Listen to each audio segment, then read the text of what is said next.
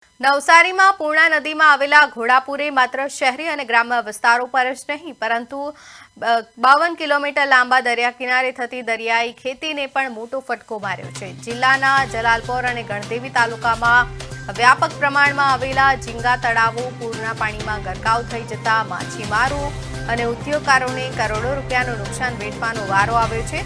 નવસારીના કાંઠા વિસ્તારના મછાડ ગામની ખાંજણ જમીનમાં આવેલા 140 થી વધુ ઝીંગા તળાવોના પાળા તૂટવા અને ઓવરફ્લો થવાથી કરોડોની કિંમતના તૈયાર ઝીંગા પૂરના પાણીમાં વહી ગયા છે।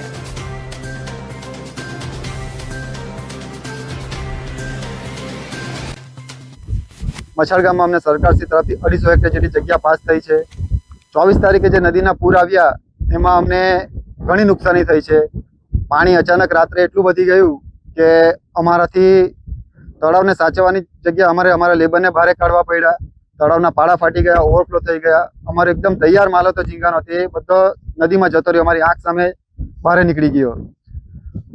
હવે આમાં એટલી બધી નુકસાની છે કે મેં પોતે અહીંયા 30 તળાવ કરું છું। 30 તળાવમાંથી મારા 26 તળાવમાં પ્રોબ્લેમ છે।